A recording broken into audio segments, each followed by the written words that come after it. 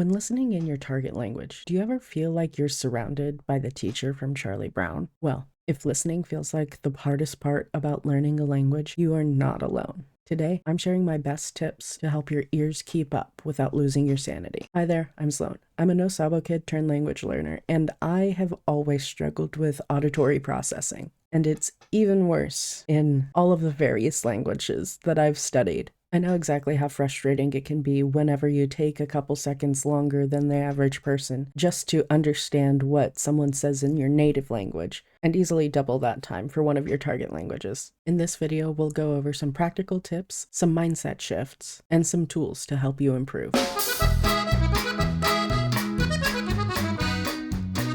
The listening skill is already the hardest one to develop when learning a new language. Between the varying speeds and accents and all the different slang, it is auditory overload. I can't tell you the number of times that my grandmother's spoken to me in Spanish when I only pick up every other word, it seems like. And then she thinks that I don't understand because I'm taking a few seconds to process what she's saying, despite understanding a few seconds later. And don't worry, I've heard through the grapevine that even advanced learners have problems with their listening skills. Now, here's what you really came here for, the tips. Tip number 1, utilizing variable speeds.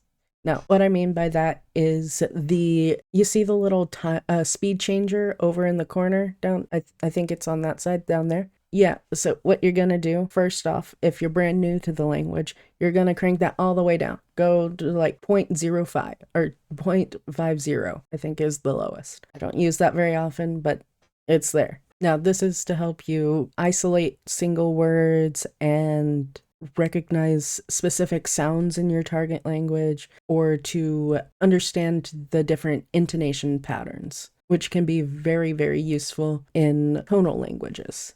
For example, if a native speaker is just flying through a sentence, slowing down helps you to distinguish between something like para and parar, using Spanish as an example. And this feature is available on most places that you would be using for listening practices, like YouTube, Netflix, Spotify, podcasts. All of these have variable speeds. And then once you can follow along at the slower speed, that's when you're going to crank it back up a little bit, go back to normal speed. This kind of bridges the gap between controlled practice and actual conversation. And if you're worried about missing things, mistaking words, anything like that, you can use transcripts or subtitles to make sure that you get all of the little nuances. And also, it's a pretty good confidence boost when you realize, oh, I actually understood what they're saying. And then we're actually going to push this a little further. We're actually going to bump up all the way to 1.5 or even 2x speed. Think of this as like an overtraining, just like an athlete would use like weighted vests or ankle weights to give more resistance training. It helps make the listening process a bit less intimidating or overwhelming, because if you can understand things at double speed, then it sounds like someone in a casual conversation is talking in slow motion, so you can understand every word that they're saying. And you can do this with your normal listening practice through videos or podcasts, or even with music, if you don't mind listening to music at double speed, that is.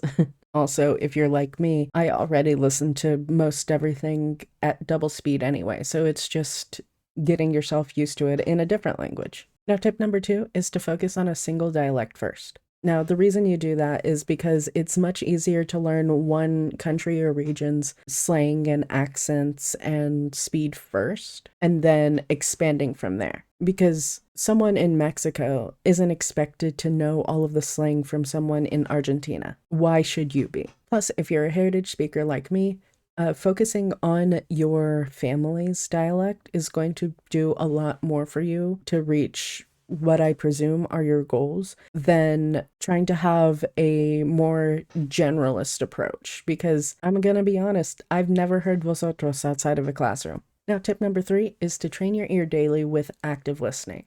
And for this, you can do something like shadowing, which is where you'll listen to a segment of your podcast, video, whatever, and immediately repeat back what they say. This is a lot of stopping and starting, So you do have to have a bit of patience with this, but it is well worth in the end. And the trick is to keep replaying the sections until you fully understand them. Now, tip number 4, I do have a bit of an asterisk. It's going to be leveraging subtitles strategically, which, yes, as you're learning, you should be using subtitles for the beginning stages while you can't understand. But with audio processing issues comes a lot more struggle in there's a delay between understanding or the listening and the understanding. And so I use subtitles pretty regularly in English. And so if you are having a hard day where you cannot understand what's going on, but you still want to study, it's okay to still use the subtitles. The important part isn't to get rid of subtitles altogether, especially if it's an accessibility issue. The important part is to use it in conjunction when it makes sense. Because, for instance, for where I am in Spanish, I don't need subtitles for kids' shows. But if I'm watching someone's a day in my life video, on a good day, I may not need subtitles. I probably don't. But on a bad day where I'm really struggling, I definitely use them still. Tip number 5 is just to make listening fun and relatable. Now, that could be through podcasts on your interests or audiobooks. Or if you love trashy TV, that's okay. Watch it in your target language. For instance, one of my favorite books from growing up is the Lightning Thief series, and I have both the physical and the audiobook copies, so I can read along as I'm listening to the book. I've also recently begun listening to a podcast in Dutch where they read fairy tales and talk through them to make them more understandable. And actually, one of my favorite activities to do is to translate songs. So what I'll do is I will have the lyrics in the target language. I will be translating the lyrics while listening to the song on repeat, which does kind of screw with my Spotify Wrapped. But I mean, it's a song I already enjoy, so what if it shows up in my top 5?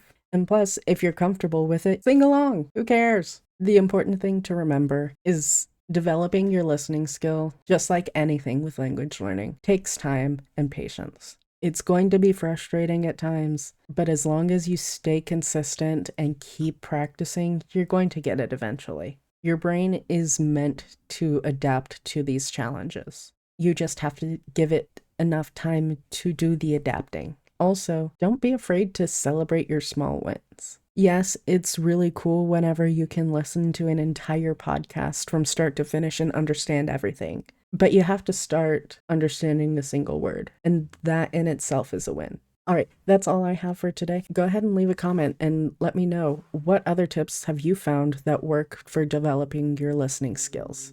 Or if you're still struggling, go ahead and let us know. Which tip are you going to try out first? And if you found this advice useful, you can go ahead and drop a subscribe or go ahead and check out this video here for more language learning advice.